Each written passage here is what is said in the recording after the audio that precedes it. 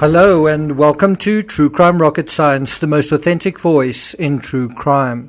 When the Washington Post contacted OceanGate for a statement around June 21st, just 3 days into the search, Andrew von Kierens, a spokesman for OceanGate, said, "We are unable to provide any additional information at this time." Now, nearly a month after the tragic events played out directly above the Titanic wreck in the North Atlantic, OceanGate have finally gotten round to purging all of their social media. Their website now is basically a black screen. Their Instagram page, gone. Twitter, gone. Multiple YouTube channels, scrubbed. Facebook, not there anymore either. In the modern world, when tragedy strikes, we typically see death and disaster repeated, mirrored in some way on social media. In other words, actual death has its analogy online. Either it disappears or it comes to an abrupt and permanent halt. In this case, all the work that went into websites and social media, and it was a lot of work, imploded as well, albeit some weeks after the actual incident. Before we get to the rest of this episode, if you haven't subscribed to the channel, please do. There's plenty of analysis still to come in many different areas. If you're enjoying this episode, please like, share, leave a comment. You can also hit the thanks button, and let's get started. If OceanGate were living in a dream world regarding the capabilities of their Titan submersible, this warm and fuzzy approach seemed to have seeped into their social media as well, which I have to say was fairly organized. There was branded merch. There were mission specialist uniforms, including helmets. There was an impressive outreach campaign to mainstream media and influencers. There were road shows, lectures, and summits, some online, some in person. They'd even published a book. But despite the well-oiled media strategy, or perhaps because of it, OceanGate seemed extremely slow to respond to the unforeseen emergency. Think about it. The Coast Guard was alerted approximately 8 hours after the incident, and the company were also very slow to clean up their social media. In true crime terms, we often look at how long it takes to call 911 and also who makes that call. In true crime, we've also come to appreciate the importance of the social media narrative. Invariably, it reveals the psychology and the strategy going on beneath the surface that is otherwise hard to find. For example, this idea that pH nargile was used to lure tourists onto an uncertified and unsafe sub is to some extent borne out in OceanGate's now deleted social media. If it turns out that pH nargile was deceived, or that OceanGate exaggerated its links with the likes of Boeing and NASA, especially to the French explorer, this could have serious legal repercussions and could invalidate their seemingly watertight, their bulletproof disclaimer. But there were other areas where OceanGate seemed to take their eyes off the ball. For example, a job advertisement for a submersible pilot was only removed a day after the wreckage of the OceanGate was found. In other words, long after it had gone viral. During the actual 4-day search for potential survivors, OceanGate social media remained mute. Essentially, all platforms repeated the same message. Meanwhile, there was a sort of gleeful mocking in certain areas, including on TikTok, of these really wealthy people. And you kind of got a sense of a kind of class outrage where you have certain people venting their anger at the lifestyles, at the way, wealthy people were spending their money. Meanwhile, you had the refugees and immigrants drown in much larger numbers. And of course, this entire narrative is repeated in the narrative of the Titanic in the movie, where James Cameron shows this whole, how the certain classes were treated in a certain way. And, many of the 1,500 who succumbed were poorer passengers.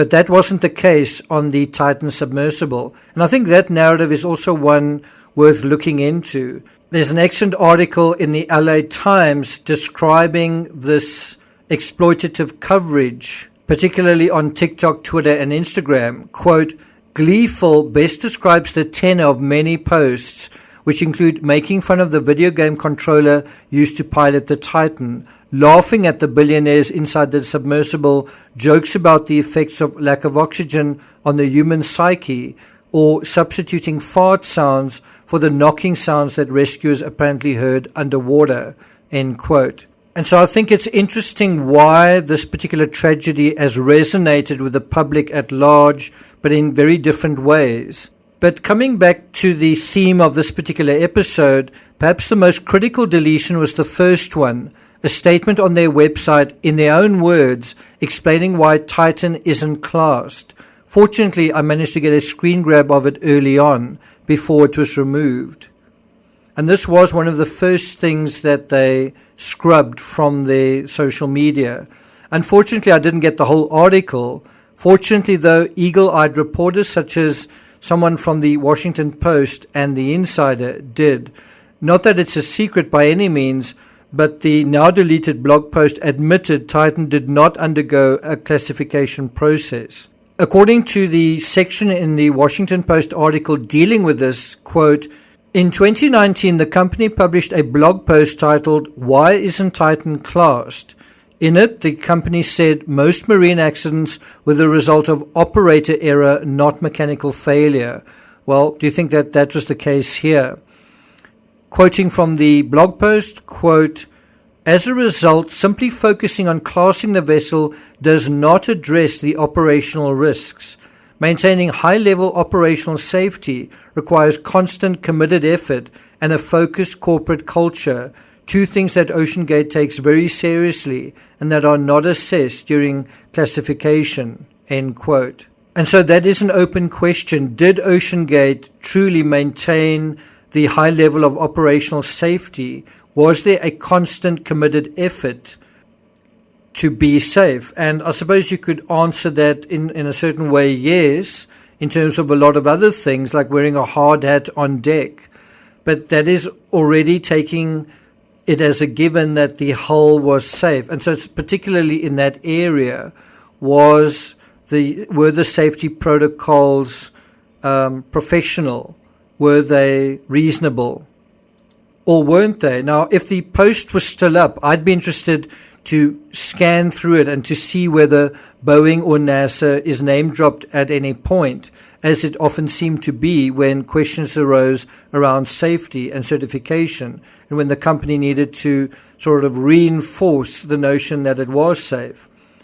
In the end, the issue isn't so much whether the CEO or his content expert perished in an experimental craft. It is whether they bore any responsibility to the general public while taking these risks, regardless of whether the public signed away their rights in a disclaimer. If there were previous incidents where safety, or rather lack of safety, were an issue, as we saw in the Rust incident, then there could be a case for negligence if it can be established that the negligence was willful.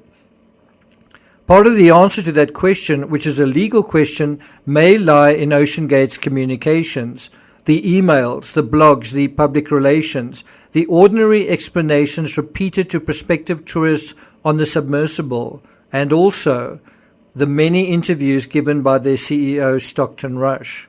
Was he telling the truth when he made some of these claims? A legal question that needs to be asked and answered is whether the CEO's actions were willful in this particular area regarding safety. But let me ask you, was he willful, and that's a word meaning headstrong, self-willed, stubborn and determined? Was he willful in general? It's plenty disturbing that in an interview with GeekWire from as early as January 2000, Stockton Rush was apparently well aware of the tendency of carbon fiber to weaken over time. An excerpt from that article reads, quote, "Rush said that tests were conducted at the Deep Ocean Test Facility in Annapolis, Maryland, and that revealed that Titan's hull showed signs of cyclic fatigue, and those words are in inverted commas. Apparently they were Russia's words. As a result, the hull's depth rating was reduced to 3,000 meters. In Russia's words, not enough to get to the Titanic. If he knew about the cyclic fatigue, if he knew the risks were increasing with every successive dive, and he persisted regardless, then there could be a big legal shitstorm brewing on the horizon. Another question that arises is, did anyone else know? What do you think? Leave your thoughts in the comments. Thank you for listening, and I'll see you guys next time.